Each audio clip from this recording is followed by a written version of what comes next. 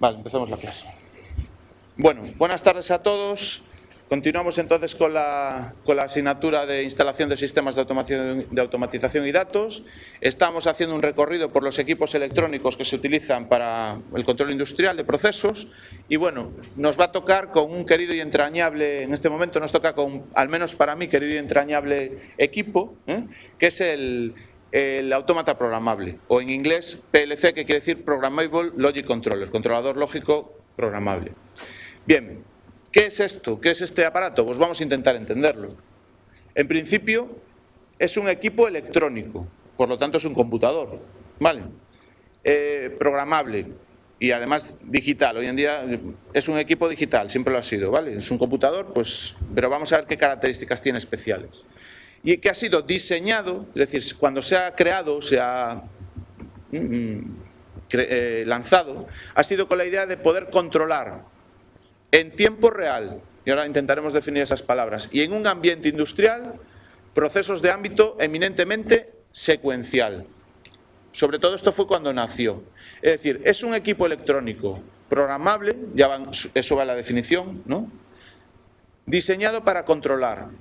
Y hay dos palabras clave aquí, en tiempo real y en un ambiente industrial, procesos en general de ámbito mayoritariamente secuencial. Así nació, ¿vale? Tuvimos el honor de tener este año en la escuela, en un evento organizado por la escuela, en GIET, al señor Richard Morley, que se le considera el inventor del autómata programable. Yo, tuve la gran suerte de conseguir liarlo para que viniera a Vigo y, pues este señor ahora aparecerá, pero ya os anticipo que este señor vendrá con una transparencia más tarde, pues creó este equipo, ¿vale? ¿Y qué tenía en mente cuando él creó este equipo? Pues esas dos ideas, ¿vale? Control en tiempo real. ¿A qué se refiere el control en tiempo real? Pues en tiempo real también se conoce con otra palabra, que es la palabra determinismo. Es decir, lo que se pretende es que el equipo que va a controlar un proceso tiene que controlarlo en tiempo real. ¿Qué quiere decir eso? Pues que el tiempo máximo que se tarda desde que ocurre algo en el proceso hasta que actuamos sobre él en consecuencia está, no digo que sea pequeño ni grande, pero está limitado, está acotado. Es decir, puede ser una hora, puede ser un minuto, puede ser un segundo, puede ser un milisegundo, puede ser un microsegundo. Y todo eso se podría definir como tiempo real. Lo importante es que una vez definido ese tiempo, de alguna forma está garantizado que el tiempo que se tarda en actuar, desde que se detecta algo que implique la actuación, está limitado a ese valor que hayamos definido, el que sea. Y esa es la característica, ¿vale? Digamos que, para entendernos, un cuelgue de un ordenador supondría una atención a algo que duraría ¿cuánto? Infinito. Pues eso no está permitido, o no debería estar permitido en un autómata programable. ¿Me explico?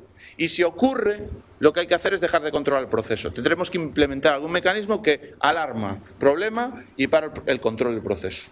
Haré algo, por lo menos que puedo hacer es parar. Pero en principio claramente se busca que se controle en tiempo real. ¿Entendéis el concepto de tiempo real? Que el tiempo que se tarda en actuar sea determinista, que esté acotado, sea el valor que sea. Vale, entonces, pues por ejemplo, ya sabéis los famosos cuelgues de Windows, todos esos temas, o de cualquier otro sistema operativo. En principio, en un sistema de control de procesos no debe ocurrir, ¿vale? Es mucho más crítico en un proceso que en un ordenador ofimático. ¿Por qué? La explicación es que el autómata programable va a ser un equipo que controle un proceso, sea químico, sea mecánico, pero va a controlar un proceso físico, entendámonos, o químico. Y entonces, ¿qué ocurre? Que si lo controla mal, pues las cosas que pueden ocurrir es desde la muerte de alguna persona hasta la pérdida de algún equipamiento físico, químico, etc., que lleva una pérdida económica considerable para una empresa. ¿De acuerdo? El hecho de estar controlando, no el hecho de poner un PowerPoint en la pantalla, que no va a pasar nada, pues nos llevamos un pequeño disgusto aquí si el PowerPoint no funciona y se queda colgado y tengo que arrancar el PC, no pasa nada, no es tan crítico. No se muere nadie, pero si este ordenador estuviera controlando un proceso, pues a lo mejor la vida de alguna persona podría depender de ella. Pensar, por ejemplo, voy a decir unos ejemplos que no están controlados con PLC, pero con autómata programable, pero por ejemplo, el ABS de un coche, por ejemplo, un robot industrial. Si el control de ese movimiento del robot industrial o el control que hace el ABS sobre la frenada falla, pues lógicamente estamos poniendo en peligro pues, las personas que van en el coche, las personas que van en otro coche, las personas que están cruzando, y en un robot, pues las personas de mantenimiento que estén cerca, el personal que trabaja cerca de esa línea, ¿de acuerdo? O sea, el fallo de ese computador supone posiblemente graves pérdidas materiales o incluso humanas. En ENCE, lo que os contaba el otro día, un depósito de CLH, de ácido clorhídrico. Un mal control sobre la presión de ese depósito puede llevar a que ese depósito reviente y suponga miles de personas muertas en la provincia. ¿Me explico? O sea, es un tema serio. Entonces, la palabra tiempo real, lo primero, tiene que ser un equipo que cumpla determinísticamente la ejecución de sus programas y que sea muy robusto, muy fiable. A lo mejor muy sencillo, pero muy fiable. ¿De acuerdo? Y la otra clave es ambiente industrial. Tiene que ser un equipo robusto, mecánicamente, eléctricamente, electrónicamente sobredimensionado. Que no se caliente, que si estamos a 50 grados no se cuelgue, que si hay demasiadas interferencias electromagnéticas no falle, que si lleva un golpe o hay vibraciones, pues si es posible que aguante. Desde luego, comparativamente, estoy haciendo una comparación subliminal con un PC de oficina. Un PC de oficina, no sé si lo sabéis, pero lo ponéis encima de una máquina con vibraciones y se casca el disco duro. Un PC como este a lo mejor lo ponemos a 50 grados por su diseño, porque está hecho pues, para que cumpla las restricciones que no son las industriales, a lo mejor. Entonces este equipo a lo mejor lo ponemos a 50 grados y se para, porque no están diseñados sus componentes para soportar esa temperatura. Al cabo de, bueno, en fin, creo que ya me entendéis, interferencias electromagnéticas, ruidos, vibraciones, tirones, el medio ambiente, o sea, ataque ambiental, etc, etc, picos de tensión. Bueno, hay muchas cosas que se pueden hacer. Evidentemente, ¿a qué ataca esto? Al coste. Evidentemente, los sistemas industriales son más caros que los sistemas domésticos. Cada vez menos, porque ya vamos exigiendo subliminalmente también la robustez que se va exigiendo en los sistemas ofimáticos va creciendo. Cada vez queremos que se cuelgue menos. Es evidente que los sistemas operativos cada vez son más robustos, se cuelgan menos. No sé si habéis vivido un poco la historia de los sistemas ofimáticos por excelencia, pero se nota, ¿no?, que ha habido una curva de regresión en los fallos del sistema operativo. Cada vez es más barato. Bueno, está convergiendo, O sea, los equipos cada vez están convergiendo más. Pero, por ejemplo, inherentemente Windows a día de hoy no va a ser un sistema operativo de tiempo real, porque no es necesario, porque no se usa para control de procesos. Es un sistema operativo para el ámbito doméstico, el ámbito ofimático, donde si falla tampoco pasa nada, cada vez pasa más, porque en el momento que los metemos en los sistemas productivos ya son graves. Es decir, si este ordenador estuviera controlando las órdenes de producción de PSA y estuviera recibiendo las órdenes de fabricación en una planta como Faurecia, como alguna que trabaja en JIT, en Just in Time, con PSA, pues sería muy crítico. Y seguramente este ordenador sería un ordenador semi-industrial, muy robusto y muy probado.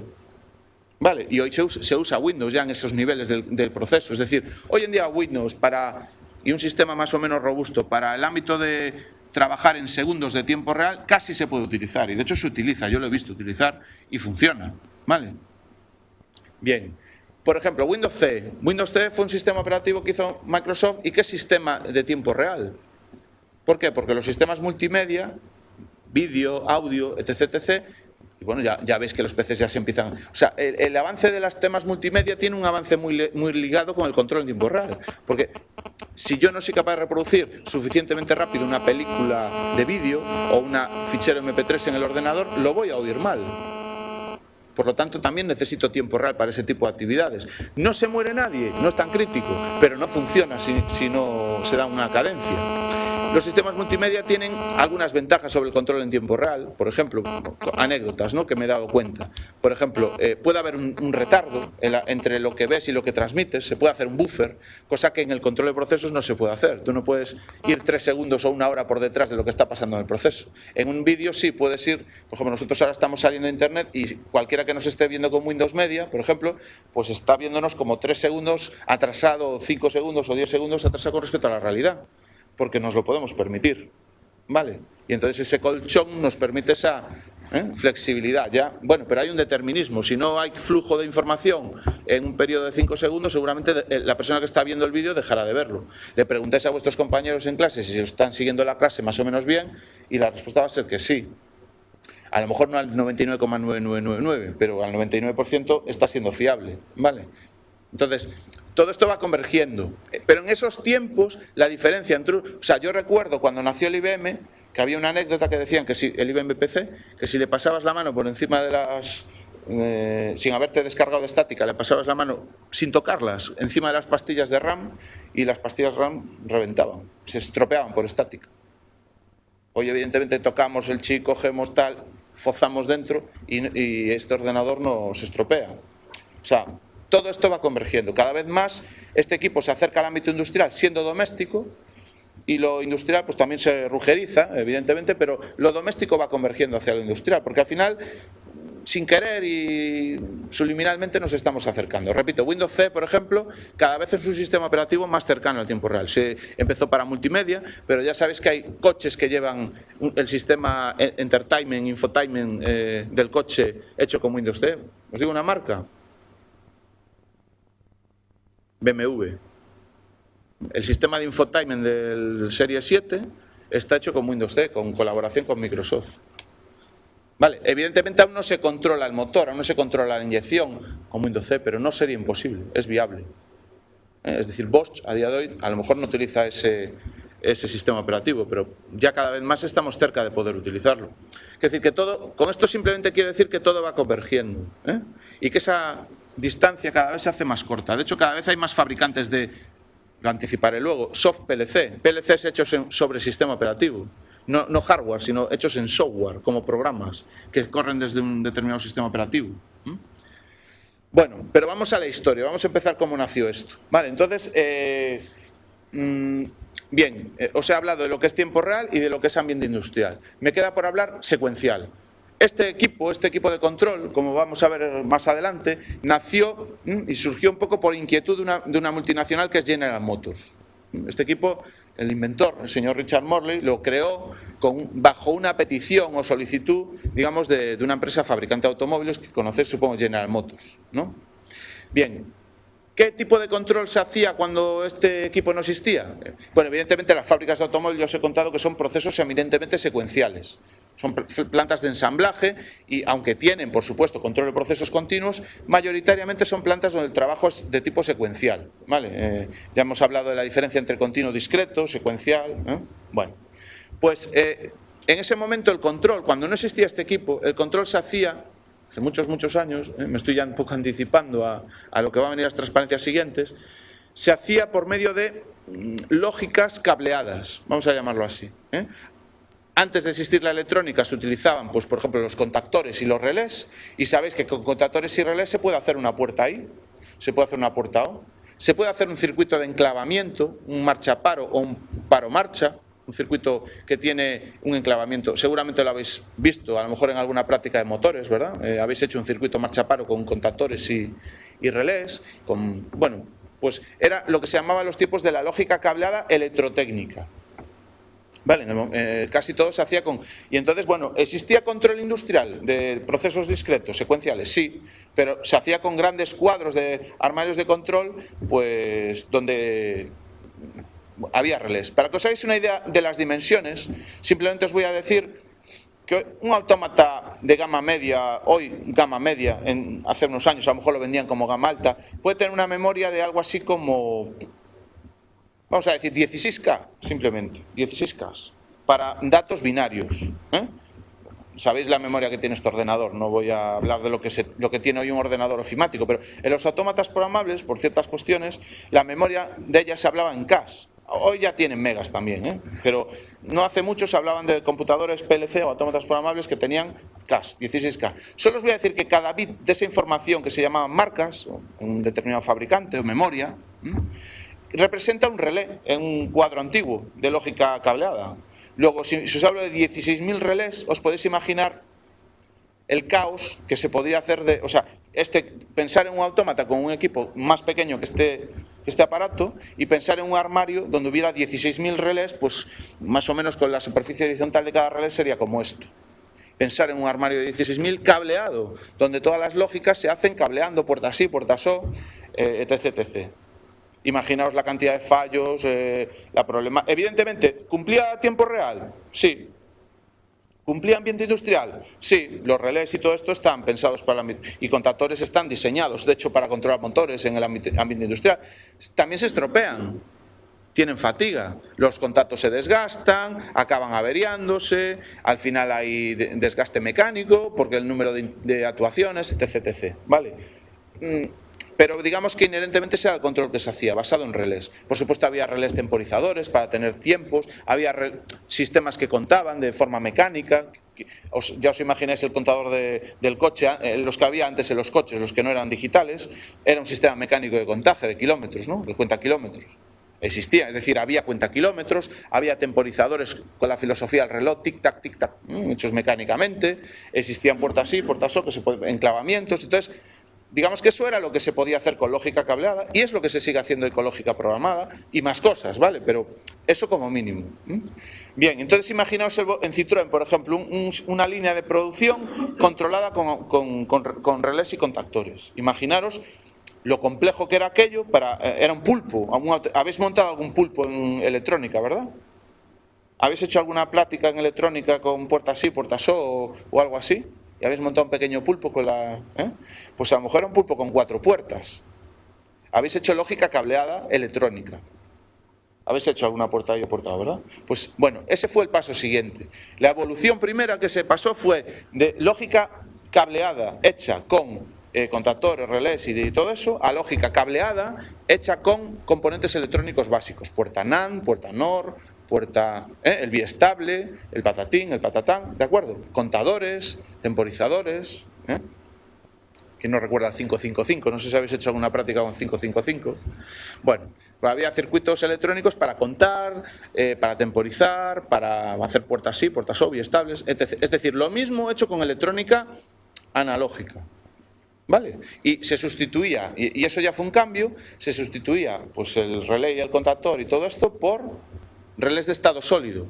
¿Ventajas? Pues en principio el relé de estado sólido no tiene desgaste mecánico, es electrónico, es un tema de, ¿sabes?, de las uniones PN y NP, con lo cual ahí no hay desgaste, se seguía haciendo por cableado, pero en principio ya la introducción de la electrónica en ese tema fue importante, supuso una revolución. Pero la verdadera revolución fue cuando alguien le planteó a este señor, no se podría, y había computadores ya, pero los computadores que se programaban en C, pues hablo de los años 70, 80, a lo mejor los lenguajes de programación eran COBOL, C, no sé, Pascal, por decir alguno, o Modula, o bueno, lenguajes de programación de alto nivel, es decir, la informática iba por otro mundo, el mundo de los informáticos. ¿Y quién llevaba estos controles? ¿Os imagináis quiénes estaban en las plantas llevando el control de procesos? ¿Qué categoría tenían? ¿Quiénes eran? Ingenieros. ¿Os imagináis ingenieros programando en relés y en lógica? ¿Es el trabajo de un ingeniero de los años 70? ¿Qué opináis? Pues va a ser que no. ¿Quién hacía los automatismos en el mundo industrial? Fijaros cómo vienen las cosas, para que entendáis un poco la evolución. Pues los electricistas. La evolución, es decir, estas cosillas, las empezaron a tomar de la mano los electricistas. O si queréis FPs, formación profesional, hasta ahí llegamos, ¿vale? Pero no los ingenieros. Hombre, estarían y en procesos muy complicados diseñarían. Pero al final el mantenimiento, la ejecución, la instalación, y aún hoy en día los cuadros, los armarios y todas esas cosas, aunque es bueno que un ingeniero sepa hacerlo, al final quienes los trabajan y quienes los día a día los viven, y aún sigue ocurriendo hoy, son gente, digamos, del mundo de la FP, electricidad, venidos a más, si queréis hasta ingeniero técnico, vamos a lo que era hoy el ingeniero técnico, ¿vale? Con esto quiero decir, ¿y qué lenguaje de programación sabían esos señores? No eran informáticos, ¿verdad? Sabían el lenguaje de los contactos, la puerta I, la puerta O, ¿vale? Y de hecho en Estados Unidos lo que sabían era programar en contactos. ¿Sabéis cómo se hace un esquema de contactos? ¿Lo habéis hecho alguna vez?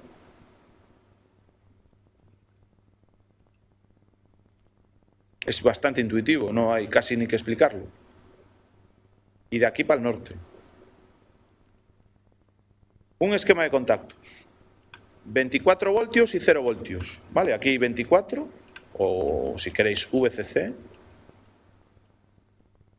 Y aquí hay 0. ¿Vale? Ahora, ¿qué puedo poner en este circuito? Pues puedo poner, esto es un contacto de un relé. Y esto es una bobina de un relé. O un contactor. Bueno, lo he pintado no muy bien, pero me entendéis, ¿verdad? Esta es pues, el contacto del relé R1. Este es el contacto del relé R2. Y esta es la bobina del relé R3. Esto puede ser un pulsador directamente, ¿vale? Si queréis, nuevamente abierto, este sería nuevamente cerrado. Y esta es la bobina, ¿vale? ¿Cuándo se va a encender esta bobina? ¿Cuándo se va a activar esa bobina y por lo tanto cerrar sus contactos? Si son nuevamente abiertos, o abrir si son nuevamente cerrados. Cuando haya tensión, o sea, cuando la tensión pase de aquí a aquí, es decir, cuando este contacto esté cerrado y este contacto R2, que está normalmente cerrado, pues esté así, es decir, no esté activado. Es decir, este relé tendría que tener su bobina activada y este relé tendría que tener su bobina no activada para que entonces aquí pasara la corriente y se encendiera, digamos, se activara, se diera tensión a la... Bueno, esto es un diagrama de contactos. ¿Os suena? Bien. Otra forma de escribir, que lo habéis estudiado un poco más en electrónica,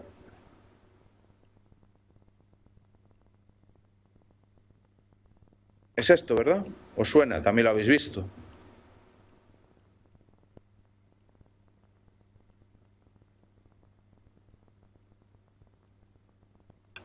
Bueno, lo equivalente en el lenguaje de los electrónicos, ¿vale? ¿Os suena? La puerta O. ¿Vale? Bueno, antes se pintaba con un triangulillo, ahora se ha normalizado y se utiliza esto. Este es otro lenguaje, ¿vale? Que describe lo mismo, una puerta A, una puerta I, un biestable. Todo se puede hacer igual con este dibujo que con este. Bien, en Estados Unidos, este es el lenguaje que imperaba en ese tiempo, cuando se creó el autómata programable. ¿Por qué? Bueno, pues, de hecho, si leemos libros de historia, dicen por ahí que en esa época casi eran electricistas los señores y lo único que sabían programar, ellos entendían el lenguaje de los contactos. En Alemania, por ejemplo, que la gente estaba un poquito más formada o más preparada, era más el perfil de la gente que utilizaba esto, eran más electrónicos y lo que entendían mejor era el lenguaje de las funciones. Este lenguaje, de las puertas. ¿Vale? Entonces, el tema es que si tú querías introducir un computador para controlar procesos, ¿en qué lenguajes de programación había que programar? Si querías que lo usaran, si querías vencer a la reluctancia de los técnicos para usar estos equipos. ¿Qué lenguajes creéis que se tenían que usar?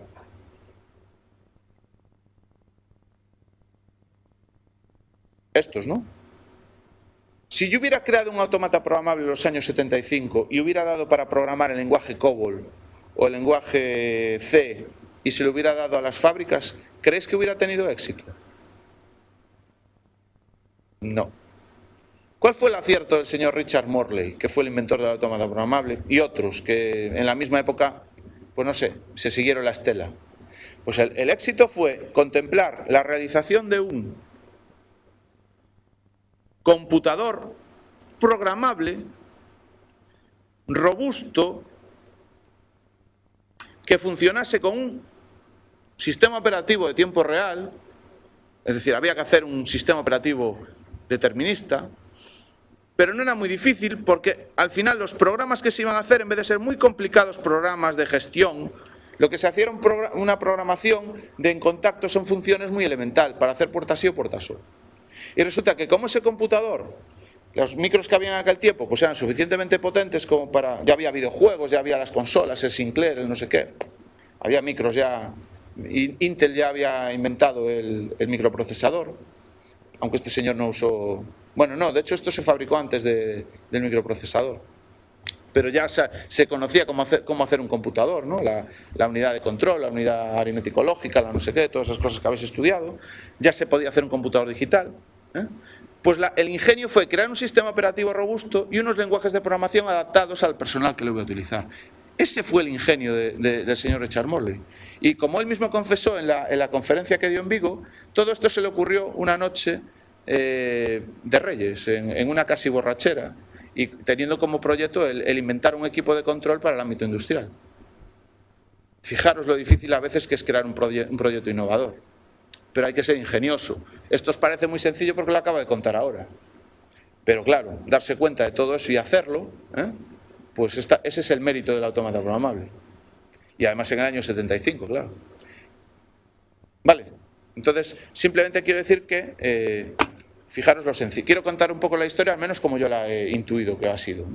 Y he tenido el placer de hablar con el señor que lo ha inventado, que no es de las cosas a las que más mérito le da en su vida.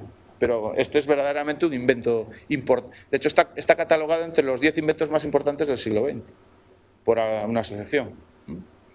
Bueno, hoy en día los autómatas programables ya no se restringen, hoy en día, aunque en su día prácticamente sí, pero ya no se restringen a funciones de control lógico. Es decir, ya no se utilizan solo para controlar procesos secuenciales, sino que también nos permiten hacer otras cosas, como cosas que son de procesos continuos. Regular, posicionar, contar, dosificar, comandar válvulas y mucho, mucho más. Cada vez los computadores de tipo autómata programable van haciendo más cosas, ¿vale? Se van pareciendo, curiosamente, a los computadores reales. Porque también hay que pensar que espero que cada vez más el personal técnico de las empresas tenga un nivel mayor, un mayor skill. Y evidentemente lo que está claro es que ¿por qué los programadores de equipos de informáticos utilizan esos otros lenguajes? Porque les saca más jugo al ordenador. ¿De acuerdo? Se les saca más jugo con un lenguaje de programación de alto nivel que con un lenguaje de programación de bajo nivel, como son estos. ¿Vale? Por lo tanto, al utilizar lenguajes de más alto nivel, a veces tiene inconvenientes para el control, pero tiene ventajas, que se pueden hacer cosas más sofisticadas. ¿Vale?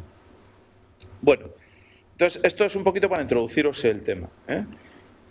Por supuesto, la clave de estos equipos es que lo que ofrecieron, digamos, en su día a una persona de mantenimiento o de producción, que eran los que controlaban los procesos, lo que se les vendió fue que el equipo que les estábamos dando era programable. Ya no iban a tener que cablear ni relés, ni contactores, ni cablear dispositivos de estado sólido, electrónica, para hacer sus lógicas de razonamiento, sino que iban a tener un software y un interfaz donde programar de la forma que ellos conocían, contactos o funciones, y ese programa se iba a transfundir aquí, magia, y de repente este sistema iba a hacer lo mismo que hacían aquellos relés.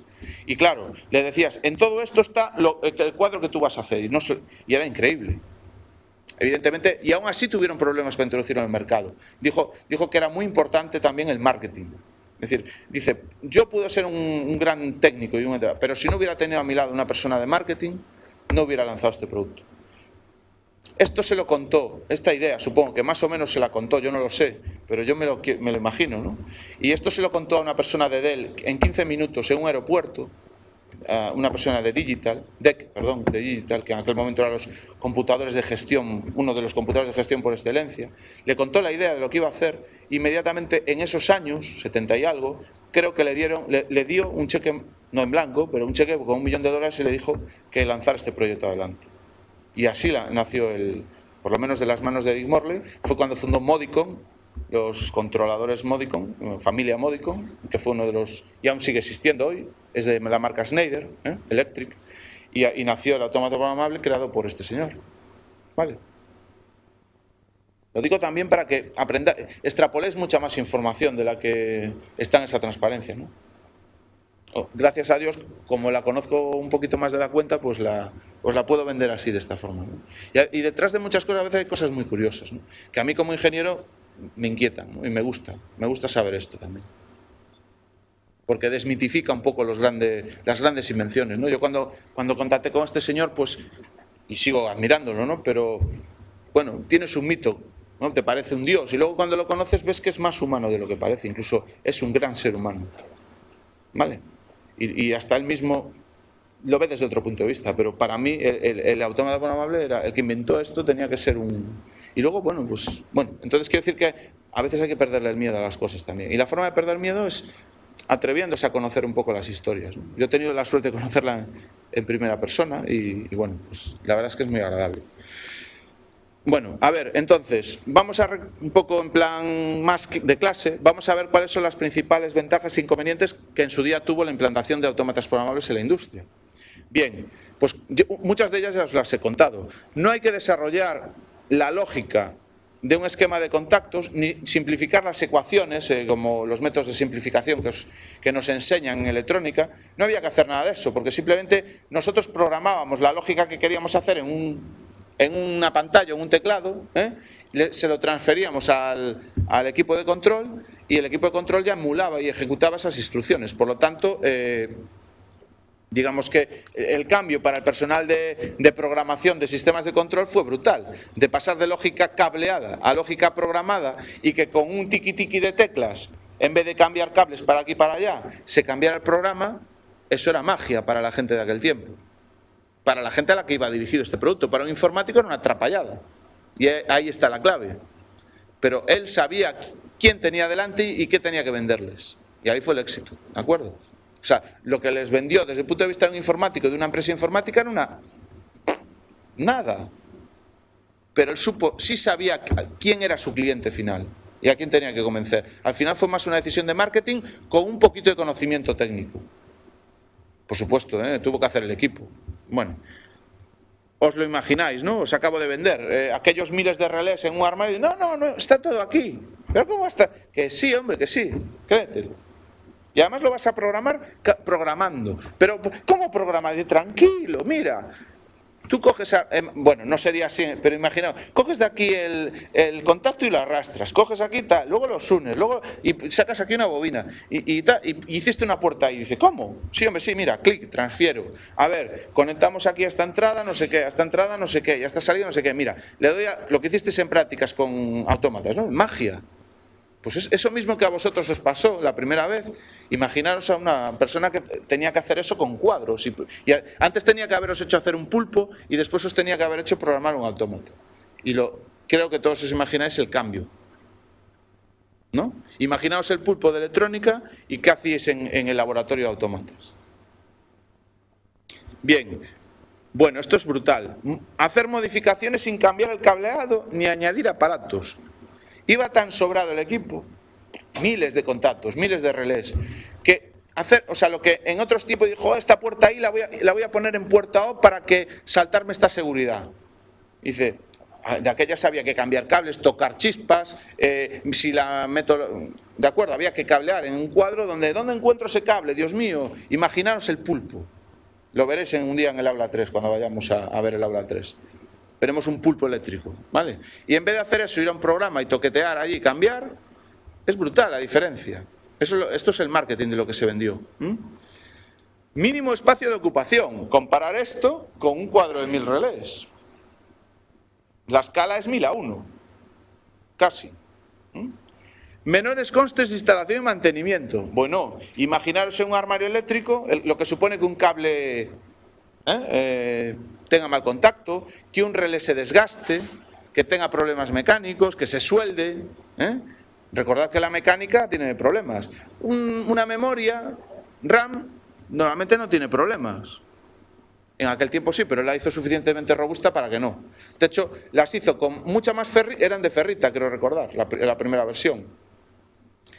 Y puso más cantidad de ferrita para que precisamente la interferencia y perturbación electromagnética fuera menor que un equipo normal. Vale, ya lo sobredimensionó para que el campo electromagnético no los afectara. Quiero decir, hoy en día un bit de memoria, todos sabemos que si ahí grabamos un 1, si no se va la tensión, no se pierde. Y lo cambiamos millones de veces a 1 a 0, 1 a 0, 1 a 0, 1 a 0 y no se estropea. Imaginaos un relé conmutando, clac, clac, clac, clac, clac. Los interruptores de casa, al final cascan. La electrónica no, en principio no. Su vejez no depende del número de cambios, depende del tiempo o de otras cosas, pero el número de interrupción de cambios no depende. No envejece por eso. Bien, otra... Bueno, como ya iba tan sobredimensionado, le podías vender a la gente. Te controlo 10 máquinas con un solo aparatito de esto. Dice, no me jodas. Perdón. He sido muy expresivo. Dice, pero eso es imposible. Dice, mira, toda esta fábrica con un ordenador. Dice, ¿qué dices? Imaginaros el cambio. Dice, ¿ves tus 10.000 relés en toda la fábrica? Mira, con mi autómata de gama alta lo arreglamos. Impresionante, ¿no? ¿Os lo imagináis? Menor tiempo de puesta en funcionamiento. No hay que cablear, solo hay que hacer un programa. Hombre, sí hay que cablear. A ver, las entradas y las salidas sí, pero no la lógica. ¿Me explico? La puerta y la puerta no, solo cablear lo básico, el sensor y el actuador. La lógica va dentro, en el programa. ¿Lo entendéis? Esto fue lo que hubo que vender. El de marketing. Esto es marketing. Saber tus beneficios. Saber qué es lo que estás vendiendo y por qué a la gente le va a encantar. ¿Vale? No pusimos, ¿puedo programarlo con un lenguaje de programación súper avanzado? Y te dirían, zoquete. No lo queremos. Si aquí pusiera programable en COBOL, lenguaje de alto nivel, le hubiéramos liado. ¿Entendéis? Eso no se puso. Se puso, no, programable como a ti te gusta. En contactos, ¿qué es lo que a ti te gusta? Se lo estaba diciendo un ingeniero, un FP. No, yo te entiendo, como a ti te gusta. Hay que entender a los demás. Saber lo que saben los demás. Saber hasta dónde puedes... Los demás no tienen que saber lo que tú sabes. Eso es inteligencia, además, ¿no? Saber estar con cada uno. Eso va a ser importante en nuestra vida profesional. Bueno, inconvenientes. Hombre, un poquito más caro. Vaya, ahí sí, un relé a lo mejor vale 1 euro. 1000 relés valen 1000 euros. Bueno, en su tiempo un ordenador, si podéis imaginar lo que valía. ¿Cuánto vale hoy un PC? Por 1000 relés ya te compras un PC. Por 1000 relés ya te compras un PLC bueno. Eso acá, incluso ya sabéis, la electrónica, nos digo. En cambio el relé más o menos sigue valiendo lo mismo que valía antes, a 1000 pelas la unidad. O el contactor, ¿vale? Pero el ordenador no, a lo mejor ha pasado de 10 millones a 100.000 pesetas. A lo mejor valía 10 millones, no lo sé, no se lo pregunté, pero seguro que era muy caro. Porque de aquellas los ordenadores no eran como ahora. Pero aún así compensa. ¿Vale? El precio. Evidentemente en aquel momento había que luchar contra el precio. Era caro. Dices, es caro. Dice, bueno, pero mira las ventajas. Es caro. Digo, bueno, echa cuentas. Entonces también había que echar cuentas de, mira, ¿cuántas horas de mantenimiento dedicas al año? Entonces es cuando hay que ser hábil, ¿no? ¿Cuántas horas de el ROI, el Return of Investment? Dice, a ver, ¿cuántas horas de mantenimiento dedicas a revisión de cableado? ¿Cuántas horas de producción pierdes porque la lógica cableada te falla? Empezó a echar, dijo, está regalado, esto compensa. Dice, yo te garantizo, claro, hay que hacer el primero. También es verdad que a lo mejor hubo que hacer la primera instalación para creérselo. Hubo casi que regalar el primero y ponerlo en una... tranquilo, yo te lo dejo, lo pruebas, sí, yo te lo regalo. Se probó, seguramente, la primera vez, porque claro, todo así de primeras es muy precioso, pero ¿quién lo tiene? Nadie. ¿Vale? O sea, si nadie tuviera un portátil por 100.000 euros y nos dijera que va fenomenal, seguramente no lo compraríamos. El timo la estampita. ¿No? Pero si nos dice todo el mundo que tiene un portátil por 1000 euros y que le va de muerte, joder, yo también me compro uno. Eso es muy importante, el boca a boca. Las marcas viven mucho de la experiencia vital del que tienen los demás, ¿no? Oí al otro día que en marketing, una persona que está contenta con un producto, marketing bastante estadístico, si estás contento se lo dices a 3 personas, pero si estás descontento se lo dices a 11. Qué jodidos somos. Vosotros si estáis contentos con esta clase se lo diréis a 3, pero si estáis contentos se lo diréis a 11. Puñeteros. Bueno, ese es el factor humano, somos así, ¿vale? Entonces, evidentemente también había que convencer. ¿Cómo se rompen estas cosas del coste? Pues, bueno, tú echas tus números, tienes tus pruebas de laboratorio, tus pruebas de ensayo y dices, bueno, esto tiene una fiabilidad, ¿no? Claro, si metes algo que falla tanto como ya no tienes la ventaja del mantenimiento. Si metes algo que la programación tardas tanto como hacer la lógica cableada, pues ya no tienes el beneficio de no. Pero si haces prueba de juego, es que yo programo 10 veces más rápido, es que no hay fallos. Una vez que programa esto no falla, esto es robusto. ¿De acuerdo? O sea, una vez que has cumplido bien las condiciones iniciales, el ahorro es, bueno, lo buscas, lo razonas. Bien, y un poquitín más. Necesitas técnicos de mantenimiento y programación un poquitín más adiestrados, un poquito de formación, es otro tema que tiene costes, ¿no? Los nuevos equipamientos siempre suponen algo de formación. Evidentemente habría que saber algo del ordenador, cómo se cambia una tarjeta, entender qué es un bus, qué es lo que os explicamos en clase cuando explicamos un autómata programable, en teoría de en sistemas automáticos. Hay que saber algo, ¿no? Más o menos, aunque sea una clase. Evidentemente ya no hay que saber lo que es un relé, hay que saber lo que es un ordenador. Pero, por ejemplo, pero no mucho, mira, si programar es igual que antes. Tú antes cuando programabas en contactos, ¿qué hacías? Cogías un papel y pintabas aquí puertas, así por... Y dices lo mismo, vas a hacer lo mismo. Eso es una ventaja. No tiene que aprender un nuevo lenguaje, que es lo más difícil. ¿Me explico? A lo mejor aprender a mantener un equipo es fácil, pero decirle, tienes que aprender un nuevo idioma a una persona que está... Dice, no, ni de coña. Dice, no, va a hablar tu idioma, lo que pasa es que, oye, tienes que aprender cómo se enciende. Pues no tenía interruptor de encendido el autómata programable. ¿Por qué? Porque un ordenador que es para control va a estar encendido por definición. Por lo tanto, no se apaga. La primera cosa. 24 horas al día, 7 días a la semana. O 6, hoy en día. ¿Vale? No se apaga. Y el fin de semana lo dejo encendido. Eso ya es lo primero. Que distinga un computador de tal. Bueno, entonces, evidentemente, costes y formación. Pues sí, la tecnología suele suponer un poquito de coste, pero también razonas y dices, no, pero si tus técnicos con una clase de 10 horas llegan. 10 horas, nada. No hay que, dice, programación, 100.000 horas, dices, olvídate. Y además me dicen que no. Lo primero, reluctancia total, rechazo total. Ahora, si tú convences de que es mejor, yo me tiro. ¿Me explico? Bien.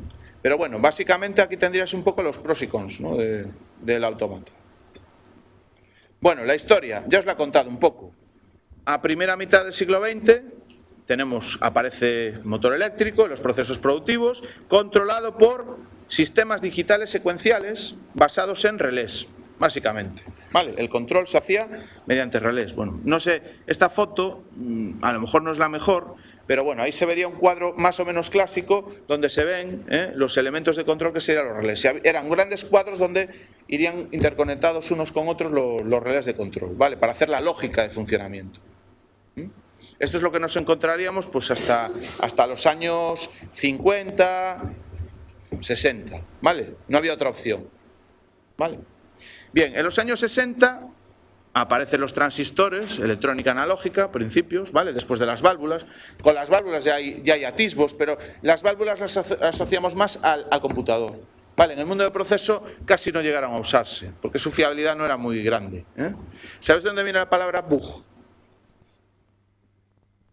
Os suena, ¿no? El bug informático, ¿no? Bug, ¿sabes qué significa en inglés?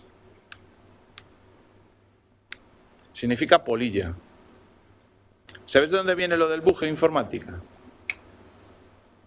Pues viene de que en aquellos superordenadores tan grandes que se hacían con válvulas, muchas veces fallaban porque, claro, al haber válvulas había calor, y al calor y luz, y a eso que acuden las polillas. Y muchas veces una polilla se posaba en las patas de una válvula, hacía se freía, pero una de las cosas que hacía es que funcionara mal la válvula. Entonces se llegó a descubrir que algunos fallos en esos en aquel tiempo ordenadores, eran debidos a una polilla que se había posado en una de las patillas, o en dos de las patillas de las válvulas. Luego, históricamente, los bugs en informática se asocian a una polilla que se posó en una válvula. Por si lo queréis saber, un bug viene de ahí. Mira qué curioso. Viene del principio de la informática. Entonces, cuando ya nació el transistor, pues empiezan a hacer los primeros controladores electrónicos cableados basados en circuitos electrónicos. Es decir, aquí lo que hay son unos pinchos, que es por donde se conectaría el cableado. Ahí, o sea, esto iría a unas bases y por detrás haría la lógica cableada. ¿Y qué hay aquí dentro en estas cajitas? ¿Qué iría ahí dentro? Pues puertas I, puertas O, y puertas NAND, puertas NOR, etcétera, robustas, industriales. Quizás, o sea, vosotros habéis visto los chips en el laboratorio electrónico y veis esto. Pues la diferencia de esto es que es robusto y diseñado para enchufar en un rack, es decir, es un tema mecatrónico, si queréis conectrónico, y luego robustiano. ¿Me explico? Así en palabras que nos entendamos, ¿no? Está pensada muy bien la conectrónica, los conectores para hacer las puertas lógicas, el cableado lógico, y está pensado también la robustez de esos equipos, ¿de acuerdo? Sean equipos, pues a lo mejor con capacidad para temas militares, etcétera, etcétera. Bueno, pero están basados en relés de estado sólido, dispositivos de estado sólido, estáticos, y se hacía todo con lógica cableada. ¿Vale? Entonces, el paso de aquí a aquí, en cuanto a trabajo y en cuanto a tal, ¿qué ventaja ganamos al pasar de aquí a aquí? ¿Por qué se pasó de aquí a aquí? De la izquierda a la derecha. Al menos decirme una ventaja. Más pequeño. A ver, lo de aquí era mecánico, lo de aquí es electrónico. ¿Qué ventaja he dicho que había entre lo mecánico y lo electrónico? Desgaste, el desgaste. Vale, vida infinita, vamos a decirlo así, teórica. Moriría ante fallo eléctrico, ¿vale? Ante picotazo eléctrico. Es decir, el cotator cuando cambia hace clac, clac, clac, clac, clac, clac, clac, clac. Al millón de cambios, ¡pa! Revienta. Un relé está y a lo mejor más rápido, pero cambia un millón de veces y no se estropea. Un dispositivo de estado sólido. Un relé sí. Un cotator sí, porque es un tema mecánico. Vale. Bueno, vamos a parar 10 minutos y continuamos.